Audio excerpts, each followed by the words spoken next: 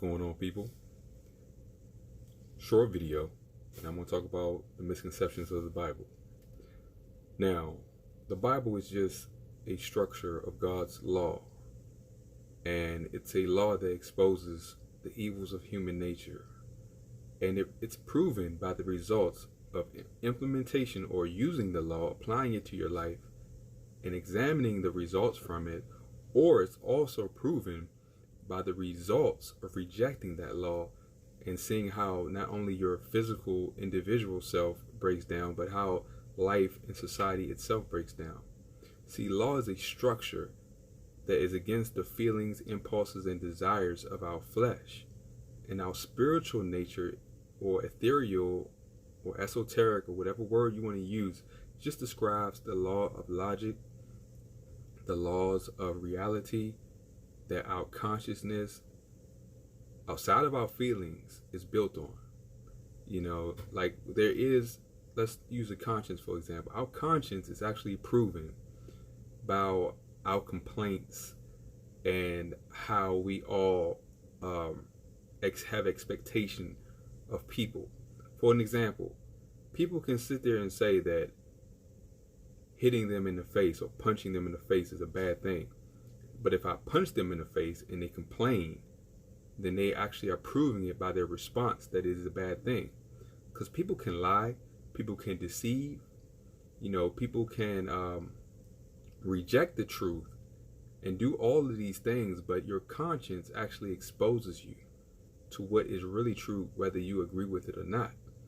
And see, the Bible just gives us a common structure to contain our nature. Like the society we live in today, for example, is a world void of structure, of law, natural law, which is just a reflection of spiritual law because that pre-existed nature. The laws of logic existed before there was anybody around to verify or state them. It's ethereal, it's immaterial.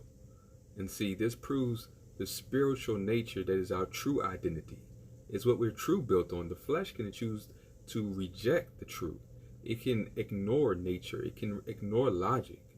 But your spirit is actually a reflection of that which you cannot ignore just by your response, by your expectation, by your complaining.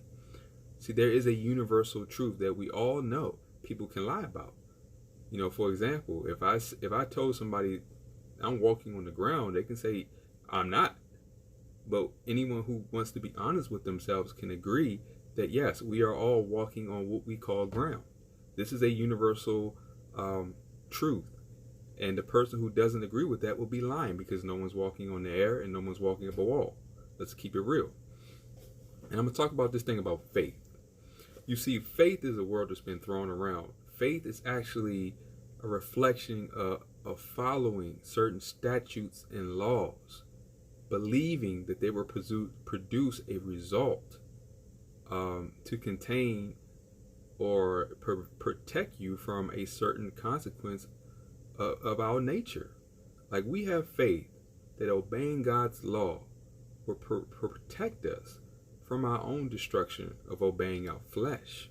We have faith. It's not just a feeling, it's actually an action that requires us to obey, to test, believing and hoping it will produce a result. Matter of fact, everything we do is on faith.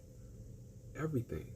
I eat food believing, hoping that it's going to provide a health benefit to my body, even though I can get sick, I may get sick, but I eat a certain type of food on faith. I work out on faith that I can get stronger, even though I have yet to see the result of me being stronger than I currently am. But I believe that it's possible because faith is often a reflection of a logical consciousness that we all know that if you work hard, which is immaterial thought, you can achieve a higher state of something. And see, that's what faith is, and we apply that to the spiritual, ethical law of God, which says that if we follow his laws and his statutes, and we agree with the written down truth that is actually reflected in our hearts and minds, it will produce a result that we can all agree on. Now let's be real. The church has gotten into this thing where they use a building to basically tell lies that cater to people's feelings for profit and do all of these things that are unbiblical. If people actually just understood what the Bible is, the true nature of the Bible is to deal with two things: our evil or sin problem and our death problem. That's it. You know, the Bible is not even telling people to trust people. It's trusting the law that is revealed in our hearts and minds. That if we can obey that law, which the Bible actually is just a written down version of this common law throughout the ages and throughout the years, that all have a common theme, that our nature, unsubmitted to this law, is evil and unproductive. And we need to keep this law to not only contain, restrict, and prevent our sin from destroying us, but actually lead us to the benefit of being reunited spiritually with our Creator, that you can actually understand greater treasures beyond this world and beyond our flesh that I'm not going to get into, but the Bible actually talks about. Because death is an inevitability, and I don't care who talks about it, people are worried about death. And the Bible provides a solution for that. So I'm not going to make this video long. This is a short little thing. Peace out, y'all.